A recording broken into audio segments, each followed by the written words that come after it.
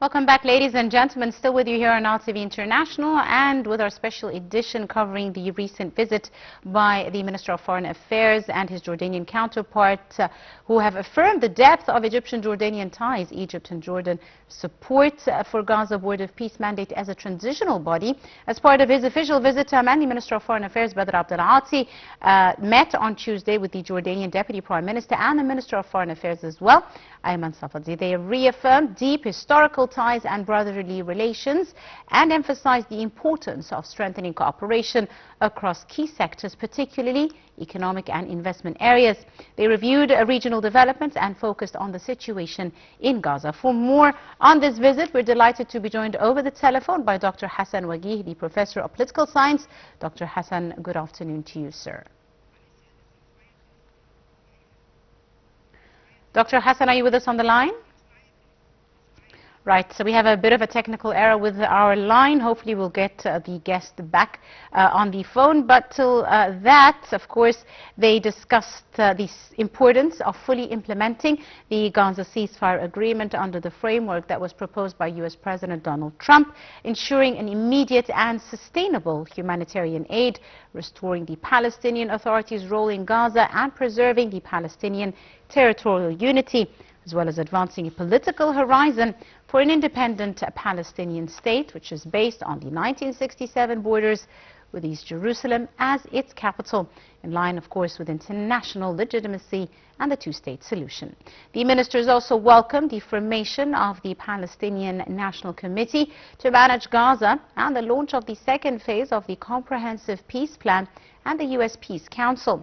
They reaffirmed support for the Council's transitional mandate as endorsed by UN Security Council Resolution 2803.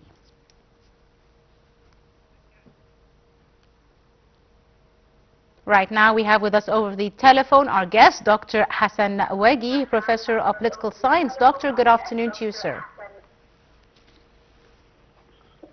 Hello? Doctor, good afternoon to you, sir. Good afternoon. I can barely hear you. All right, apologies. Thanks for having me, but let me hear you.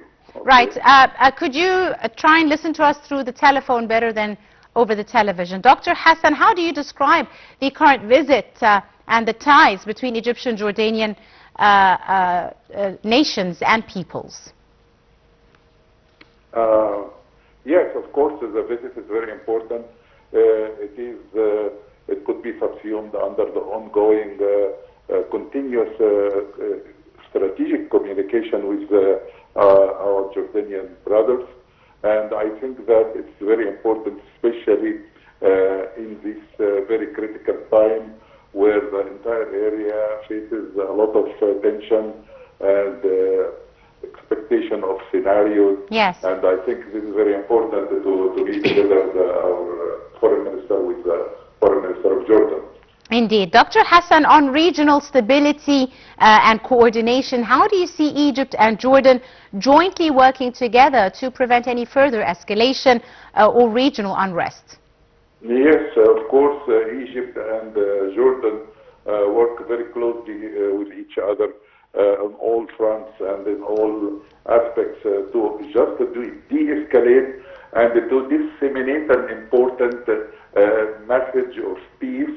Both countries already believe in peace and have already raised the issue of land for peace, and they established peace based on justice with other party. And I think that the other party now is trying to ignore this important maxim for achieving the peace in Gaza and in West Bank, and for the final phase for establishing two-state solution, yes, which would be everlasting peace. Indeed. Dr. Hassan, now with regards to the Gaza Board of Peace mandate, why do you see Egypt and Jordan seeing this board as a viable transitional framework for Gaza, in your opinion? Yes, I think that both Egypt and Jordan work very closely to enhance and support the Donald Trump's plan for establishing peace and moving ahead from phase one, which is supposed to be implemented fully with no any fire, with with a eternal and important established ceasefire, and then move to the second phase, which is to get more humanitarian aid, get more stabilization forces on the ground, make the council for governing Gaza, etc.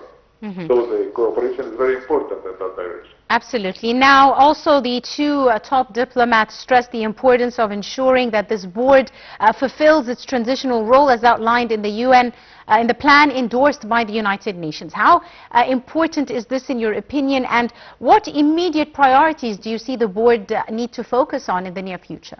Yes, the diplomatic efforts of both Egypt and Jordan is to establish peace based on legitimate UN resolution, international community resolution, and the latest one of them was, of course, 2803, which supports and enhances Ronald Trump peace plan. Right. Finally, Doctor, let me ask you about some other topic regarding the talks that covered also regional and Arab issues, and both ministers stressed the importance of continued coordination to help bolster security and stability in the Arab region. What important role do these two countries play in this regard, sir? Actually, if I can heard your question well, I can tell that the cooperation will continue with Jordan in all fronts, economic and even in interfaith dialogue and the cross-cultural communication, and in all fields, and in energy and the security, fighting terrorism, fighting any kind of aggression against the establishing of peace based on justice, based on UN resolution, and with the implementation, full implementation of Ronald Trump plan, which I think the Palestinian parties have exerted a great deal of effort and committed to that, and Donald Trump himself admitted that in a statement lately. Absolutely right. I'll have to leave it at that. I'd like to thank you very, very much, Dr. Hassan Wagih, Professor of Political Science. It's been an absolute pleasure to have you. Thank you very much, sir, for your time. And with that, ladies and gentlemen, we wrap up our special edition here on Nile TV International. Do join us again, 6 p.m. Cairo local time, for the French transmission for the evening. My name is Angie Meher. Thank you for watching.